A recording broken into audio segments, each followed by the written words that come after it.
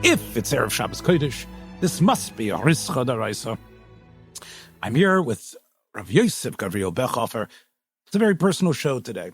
Some of you might know that last Thursday, my son-in-law, Eliezer Yaakov Topolosky, Elik Topolosky, was killed in a very tragic accident.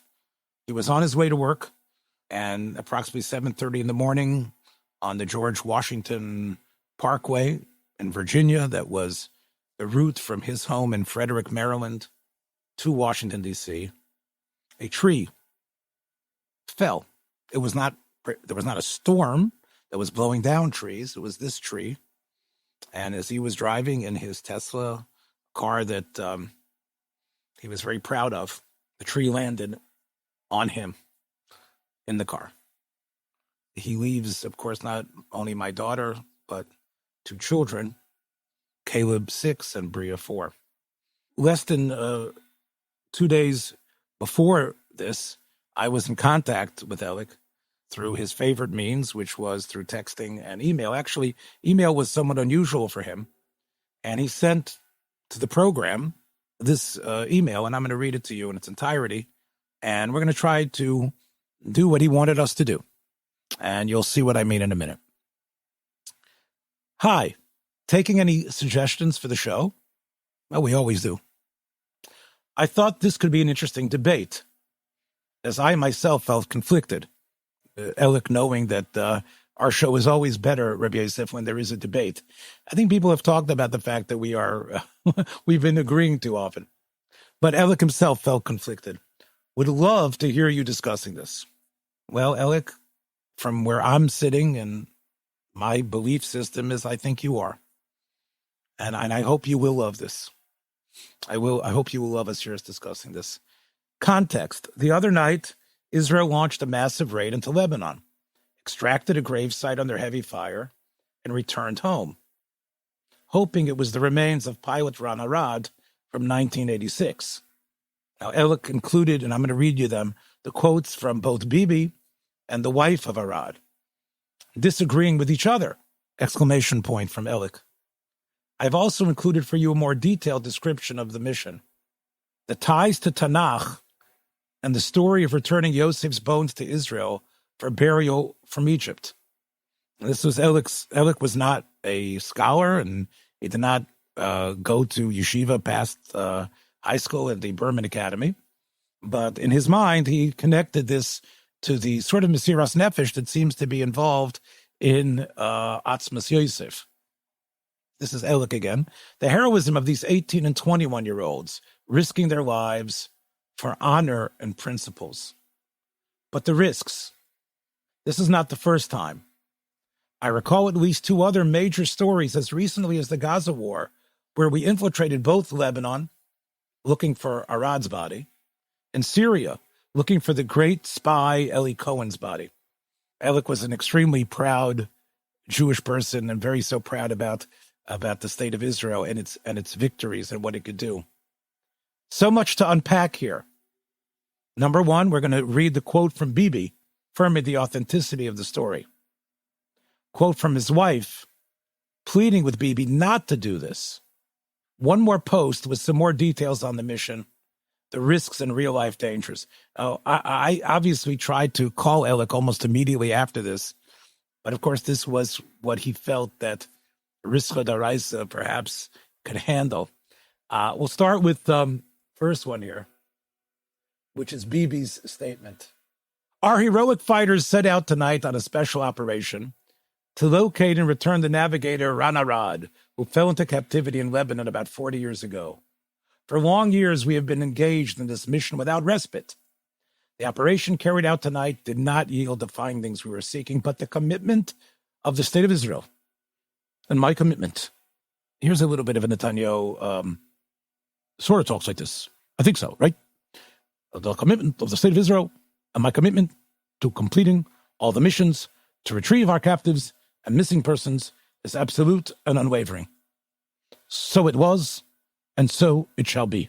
Not bad for Netanyahu. That was not bad, right? That was sort of the way he talks, right? Not bad. A good invitation, yeah. Now we'll have Mrs. Arad.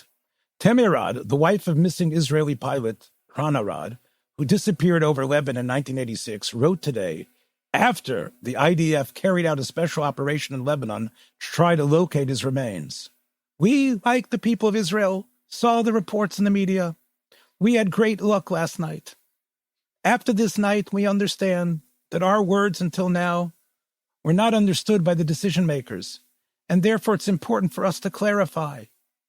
Our desire to know what happened to Ran stops the moment it entails any risk to IDF soldiers. In our view, the sanctity of life comes before the obligation to return a fallen fighter's remains for burial.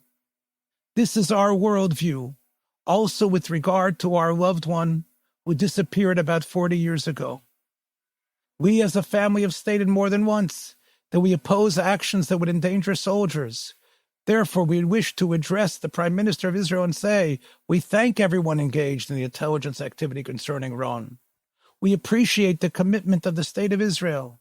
And at the same time, we ask, in every possible way, do not order operations that involve even the slightest risk to fighters. For 40 years, we have lived with the fact that Ron is missing. We want to know what happens to Ron, but not at any price. The sanctity of life is above any closure and certainty for us. We would prefer to live with the painful possibility that Ron's remains are buried in Lebanon than to wake up in the morning knowing that an IDF soldier was injured or, God forbid, killed in an operation to bring his remains, if indeed they are his remains. We thank the IDF soldiers and the security forces and appreciate those who have acted on Ron's behalf.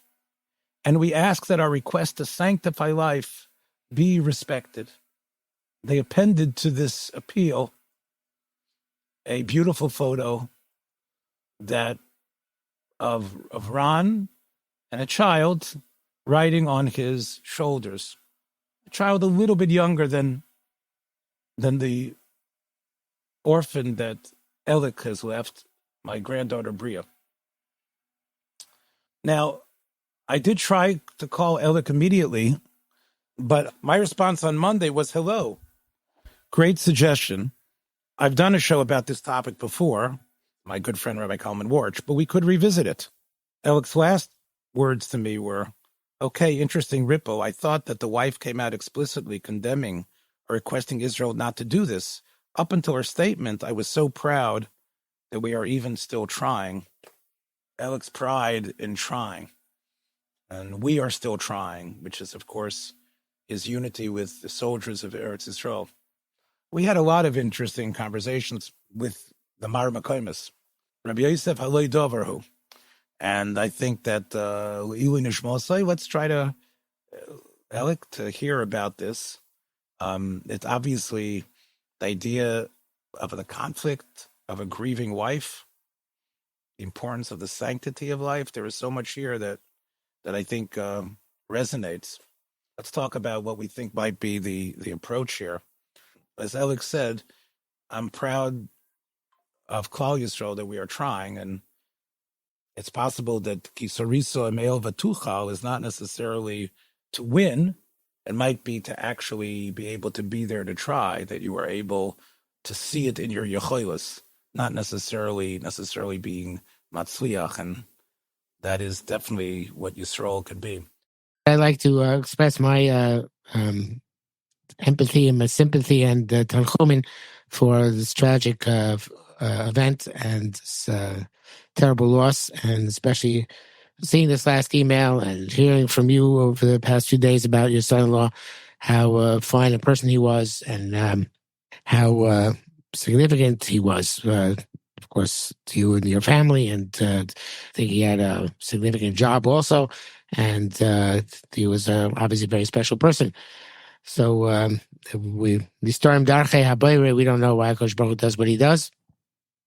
Obviously, everybody has their time and place. It sounds like he accomplished a lot and had a meaningful life in the short time he was here. Going on to Ran Arad, who was also a person who was cut off, obviously relatively young.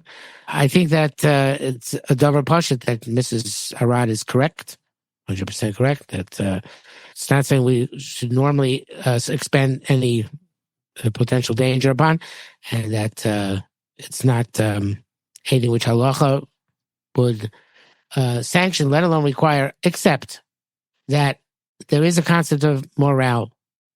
And the concept of morale is a very difficult one to find. And there are even poskim who have been matir for Chilul Shabbos to keep up the morale of soldiers. They have leave and they need to get home, and there's Chilul Shabbos involved. So they found ways to cut corners sometimes, because to keep up morale is a very, very important aspect of an army's fighting. And therefore, I think the cheshbon, if there is one, and I'm far be it from me actually to denigrate this cheshbon, is that Israeli soldiers will fight more determinedly if they know that the Israeli government is doing everything they can to get them back for the purpose of Gvura. And this brings us into a very gray area, because it's an area which halacha does not have an adequate mechanism, an adequate tool in order to assess what exactly is sufficient or advisable for the purpose of morale. I don't know how we deal with this. And this relates very much, I think, to a conversation we've had in the past about, and I know one of you spoke about in the course of the Shiva, about Shomer B'Tzayim Hashem, that every person is on a different madrega. And the Chazon Ish said, when the Italians bombed Tel Aviv during World War II, he said that even though the sakana is minimal, if somebody feels there's a tremendous sakana, they're allowed to mechal Shabbos. Right? Even though Chazon Ish said he would never do that, but that's possible. Chavetz Chaim has refused to sign a kol koreh that factory workers should not work on Shabbos, because he was afraid that would be one factory worker who would lose his livelihood and then commit suicide because he couldn't take it. So I actually know a conservative rabbi who tells me the reason why he drives to shul on Shabbos for his job is because it's pikuach nefesh. Because would he not have his job and get to go to his synagogue on Shabbos, he'd commit suicide. So in order to save his own life, he has to go and to drive to his synagogue on Shabbos. So all these things are very clear where you draw the line. Let me just say that, obviously in the shir that I gave right after the Levaya, of course, I mentioned the morale issue, and Shlomo Brody in one of his books, which is his collected essays about this subject, also deals with it in that way. And that was actually invoked even in terms of getting back the hostages at any cost as well, if you remember. Again, it was that's a little more complicated, because there it's almost the morale of the country and the achrayas. Right, and it's Bibi Lishitaso. Bibi Lishitaso expended tremendous amounts of terrorists and getting back Gilad Shalit, which many people held was a price too precious, too dear to pay. Again, listen, we can probably do a number of armchair psychological digs at Netanyahu, but I would say part of it is Yonatan, part of it is his brother. I think part of it is the way what Yonatan did. I think part of it is the heroism of his brother in terms of the Uganda raid. That type of thing is that even though there it's not a live person, etc., But the point is the type of risks that must be taken, not just for the sake of saving those people, but for the sake of what the Jewish people represent, the morale of all Klal Yisrael. I think he sees it, the morale of the nation, not so much like the way Shlomo Brody and you and I discussed last Sunday night about the morale of the soldiers. I think that's the way he's looking at it. He's not a halachist. May well be. That's true. Yeah, it could be the morale of the nation. I hear. And it's interesting, though, that the morale issue, and this is part of what's interesting, is that it doesn't necessarily come from a Torah mentality. It comes from a military mentality. And you're right, that's why it's a gray area, because, where did we get this from, that we will do anything to bring the soldiers back? We got this from various, armies throughout the world that, no one left behind. Well, I don't know about it could be that you can find sources in like Kitley the Chazire. That when soldiers are pursuing the enemy and have conquered the cities, they take the cities over. They're able to take over and basically capture all the towns and when they are in the homes, they have the right to actually, take that home as booty, so to speak, as a military victory, and to eat even the big fat strips of pig that might have been sitting on the barbecue there, and eat them, even though there might have been some nice kosher food around that they might have brought with them that's just as warm. We have this concept of waging war. We're not pro-war, but war is waged in a specific way that is independent of the morale of the Torah. And part of that is you come in and you crush and you stamp and you take the food, right? And you eat the food right where it is. As the great Robert Duvall said in Apocalypse Now, it smells and tastes like victory. And that's part of the soldier's mentality. And that mentality includes even the honor that soldiers have in all military battles, which is the body that fought will be brought back. Dear listeners, when we sit down to record an episode for the Yeshiva of Newark Podcast Network, we're always mindful of one thing: who's listening and why they keep coming back. We know that you're not just tuning in once. You're coming back episode after episode, and that tells us something important. It means our conversations are resonating with you. That kind of impact is humbling, and it's also a responsibility. Producing content that's thoughtful and accessible takes real effort behind the scenes, from professional editing, production, fact-checking, distribution. Each episode represents an enormous commitment. This has been a free service, complete access without any paywalls for over 6 years and counting. I'm reaching out to invite you to partner with us in sustaining and expanding the Yeshiva of Newark podcast platform. Your support will ensure that our existing podcasts continue at a high level of quality. Listeners have told me that they rely on this content day after day, week after week to stay engaged. Every program has a clearly marked link that you can click on to donate for any amount. I want to thank you and our friends from the IDT Corporation for helping make this possible and for being part of an open-minded, Masorah-conscious, Geschmack Hakarai, sprinkled with authentic lumdus community. I'm Rabbi Kivelevitz. Thank you. Again, what Elik was talking about the Atzmas Yosef is an interesting dugma, but the Torah doesn't really explain why Yosef wanted his Atzomas back, other than to bring the Kever Yisroel. And we don't know that it was actually through any sort of Mesiras Nefesh. I think the more applicable parallel is the bones of Sholem Melech, where Sholem Melech says that the people, Yavesh Gilad, after Shaul and his sons died at Har Gilboa, the Plishtim took the body, beheaded him, stripped his armor, and fastened his corpse to the wall of Beit Shan. The people of Yavesh Gilad came and retrieved the body at great danger.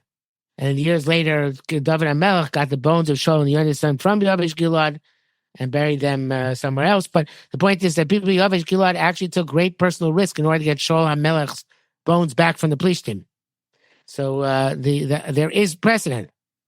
So in other words, Elik was on to something. And of course, Yosef has a din melech as well. And it could be based on the din melech. That would be a din that's the symbol of Malchus. We find that that's one of the svaras that is given why Shaul wanted to die, because he didn't want them to be mezalzel in his body.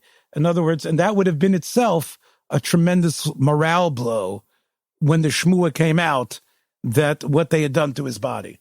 So you're right, it's Ashva, but Ran Arad isn't necessarily the symbol of Klal Yisrael like a melech is. It's a national issue. And in that respect, it would be, certainly Ran was a national symbol, and therefore would be parallel to Shaul HaMelech and to people of Yavesh Gilad going. It doesn't say that people of Yavesh Gilad did it with rabbinic sanction. I think the morale issue is, and as you say, gray and connected to Shem Reb Sayim Hashem. I think it has to be mentioned that Shem Reb Sayim Hashem is connected to the din of Schar Sochir, where the pasuk says why you have to pay the worker, because a love who knows sayas nafshay. And Chazal say that even though his job was dangerous, but when you choose this dangerous job, the same halachic criteria don't apply to, let's say, someone who's never done that job, right? In other words, you train for this. You train to be a construction worker. You train to be a firefighter. You train to have these jobs. What gives you the right to do that? Now, you could say, well, how are we going to have a community without that? How are we going to have a society unless we have people that are willing to be masakin themselves? But on what individual basis do you determine that? But I think here, even if it's not people who are saving the world, people who are just building buildings, which is, I guess, dangerous.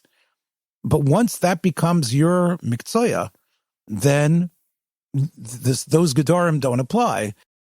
But you mean the soldiers are allowed to take the risks in order to do that if they volunteer to do that? Is that what you're saying? That's part of it, yes. What's the heter for anyone to be working on these gigantic buildings where, winds and things could cause these type of things to happen? The point is, it's either, you could say Dosho Rabim and Shem Reb Sayim, but Shem Reb Sayim is ultimately, again, what is it built on? Is it built on the Pasuk Elav Noises Navshay? And therefore, the whole idea is that, hey, this is what you're doing, and this is the path of life that has happened for you? Or is it's almost like that we are koiveya. In other words, God has forced us, as the Marshal says, into this horrible risk of a life in so many ways in the countries that he was talking about. And therefore, this is the Metzius. And if the Metzius is that people are driving and people are doing these things, and maybe even, as Rav Moshe was declaring, even smoking, right? That the gedarim of sakana don't necessarily, shmartem es nafshaseichem, don't necessarily apply. Well, yeah, I think you see clear. I think it's quite clear that if the soldiers had volunteered to go save Ron Aran, they'd be permitted to do to the body. They're permitted to do so. That they're allowed to take that risk. Mr. Rod was saying, perhaps that's true, but nevertheless, let's make it clear that I would not want them to take a risk if they're doing it from me. Elik, I hope you are hearing this, and it's really your schus to that we revisit this. This has been a show about God's Rotzain in some ways. The Rotzain that took young Ran Arad, the Rotzain that took my son-in-law. And again, I think about, obviously, an emotion towards people in Eretz Yisrael who, although it's not, we know where it's coming from. We know that those missiles are coming from Iran or from Lebanon and Hezbollah, perhaps even sometimes from Hamas going to Sderot. And when those missiles hit, even as they did in Beit Shemesh, obviously the shock and the horror, in some ways, you're thinking about the pain of the families in the same way, and I can relate to in ways that I couldn't before. There's an ability to be makabel these type of horrible deaths, especially because we sort of know who the misnagid is. We know that there is the state of war. We know that Iran is sworn to inflict as much damage as possible. But I think the question about questioning God's Rotzain is sometimes lessened there, because it's almost like they die on Kiddush Hashem, they dying for the fact that they live in Eretz Yisrael and represent are in Eretz Yisrael. I think, again, just speaking about what our family's going through in terms of Elik's death, which is sort of like the most random aspect of a Malach HaMoves being misalabish at one moment. The driver who was in front of Elik, who obviously stopped his car, and the traffic was closed on that highway for 5 hours. He made sure to make his way. I don't believe he was a Jewish person. He made sure to make his way to the Beis Ovel in order to commiserate. God's ways are very, very difficult. Well, we should mention the Gemara in Sukkah, which says, "Last the mitba inish tamaraglei movilni say," which really is the case with your son-in-law. We don't. Of course, this doesn't explain a ki huzeh, not at all. But we see that there's a destiny involved in being in certain places in time. Right. Death is something that permeates our lives. Every week I speak to my son in Eretz Yisrael who calls me, and of course this week was a very difficult week. And I always try to tell him a Dvar Torah. Today I told him the following. Chazal say that, and I think it's Vayikra Rabbah, but it's in earlier places than that. Loma maschilin hatignoikes bevayikra. As it sounds like that was the first limud of children. The children's first limud was Vayikra. And Chazal want to know where this time-honored mitzvah comes from. And Chazal say that Yavai Tahayrim Yisasku B'Tahara, that things that are pure, like the Beis Hamikdash, the Korbanos, elevated area, we actually want these children to be oisik in it. And I was thinking today, when I was thinking about, the psukim that perhaps, my grandson Caleb and perhaps Bria will learn, and the small children, Yavu Tahayrim Yisasku B'Tahara. The truth is that if you learn Bereshis, who is the Rabbeinu Shalom? The child learns Bereshis. As he grows, the marvel of creation, the mind of God is something that is always beyond. The Ratzon of God is the loving creator of the world is so difficult. And if even the story of Shmois, with its beautiful imagery, and Asar Makos, and the Yetzias Mitzrayim, again, it's almost an event that needs to be recreated for us with pictures and images and movies.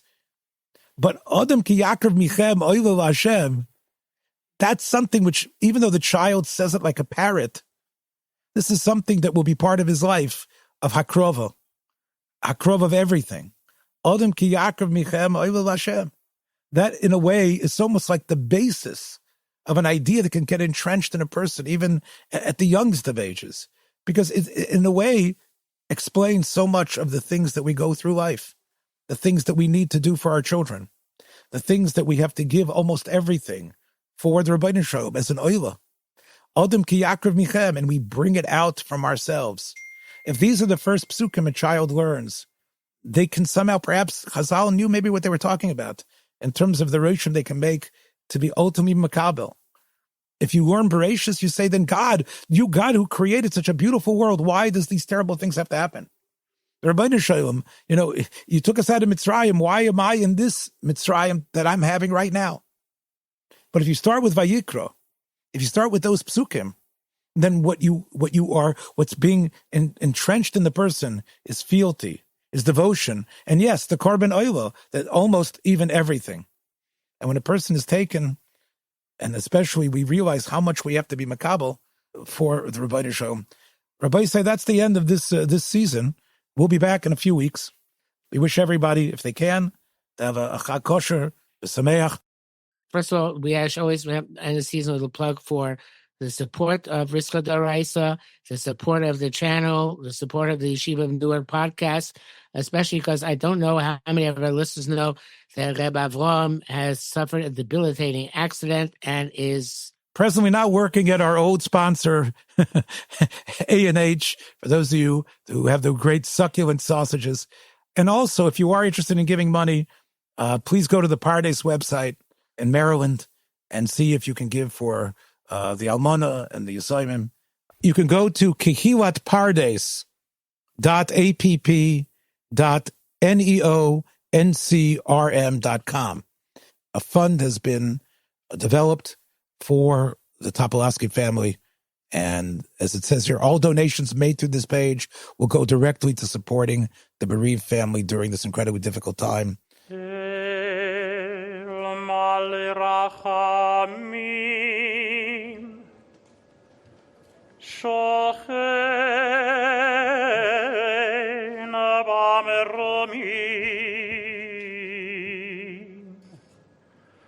המצא מנוחה נכונה על כנפי השכינה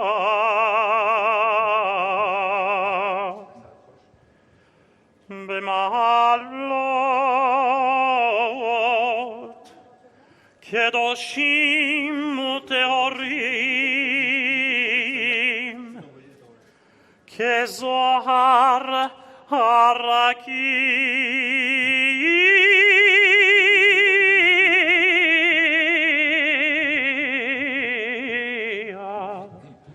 מאירים ומזהירים